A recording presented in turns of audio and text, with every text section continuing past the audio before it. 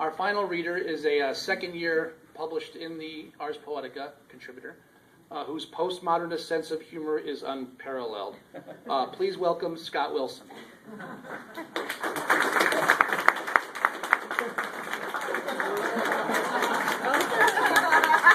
Thank you. It's a roll of the dice on that.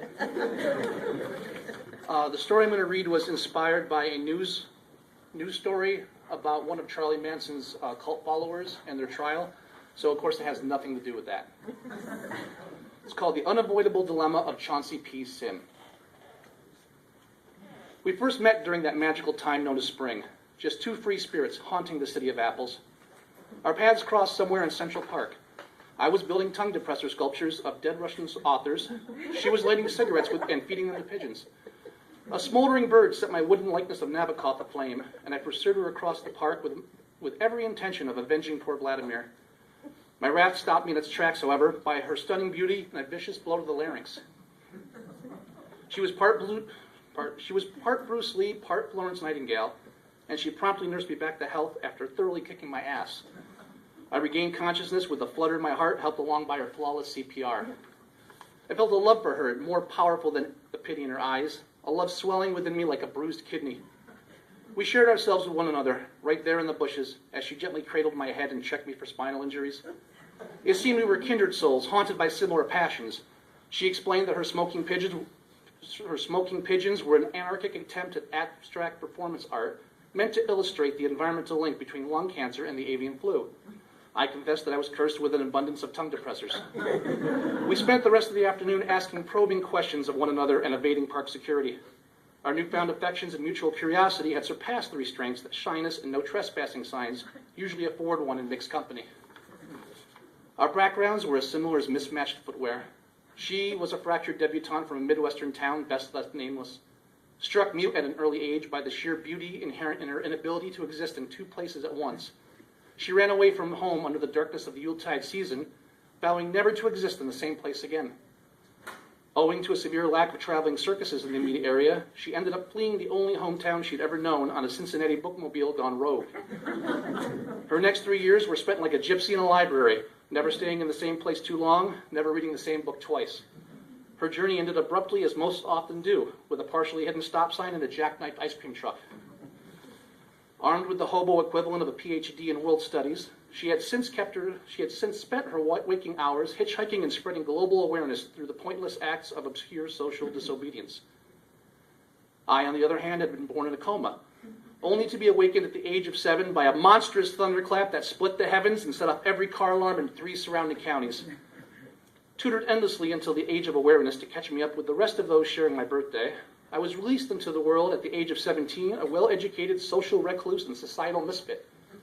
Having read the collected works of Ayn Rand and misunderstanding all of it, I formed a religious and political belief system that even I did not fully understand, and was therefore forced to excommunicate myself, thus furthering along my complete alienation. I was on the verge of emotional bankruptcy when my parents finally came to my rescue by perishing from asphyxiation in a bizarre hang gliding accident. Their untimely and inexplicable demise left me utterly, completely self-sufficient and owner of the world's second largest ping pong table, currently on display in Minnesota.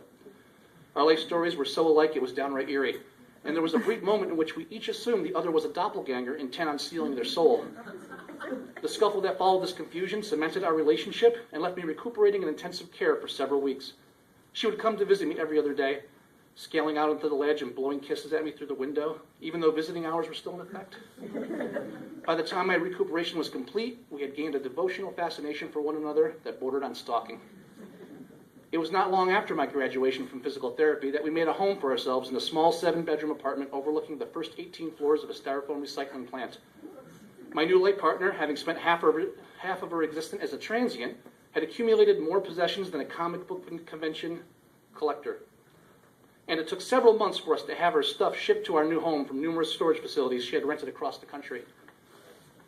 We spent the intervening time between UPS deliveries, eating Chinese takeout, and playing a bizarre hybrid of Monopoly and Pente I had once created in the throes of an absinthe binge. 3 years later, we had yet to finish the game. I was ahead by 3. The years had flown by like big blurry things whizzing past open windows. And it seemed like only yesterday that she had walked out of my life forever, despite it having happened only 10 minutes ago. Where had it all gone wrong? Was the answer hidden somewhere in her parting words? Squeaky cheese? Perhaps it was coded phrase meant to scratch at the walls of my subconscious until it drew blood and left a nasty scar. What could it mean? Was she likening our love to a dairy treat, both noisy and binding? Our passionate affair reduced to nothing more than a case of high-pitched constipation? Maybe she was drawing a comparison between mice and cheese, alluding to the dual roles unwittingly played out by us in the bitter end. However, if so, who had filled each role? Had I been the cheese or the whining mouse? If I embodied the former, I was hazardly miscast as an overripe Gouda. And if I was to be the latter, then my tail was much too wide. I scratched my ankle on a protruding beaver tooth as I reclined in a chair of woodland animal skulls she had constructed as a young Girl Scout to earn her false idol's merit badge. How much longer would I have to play 20 questions with myself as I lamented her loss? The door cracked open. Her face peeked around the corner like a ray of sunshine trying to make its way to the bathroom without being noticed. She scanned the room for my whereabouts like a reluctant warden, found me curled upon her childhood's throne, and gave me a rueful wink. It suddenly occurred to me that I still didn't know her name. Thank you.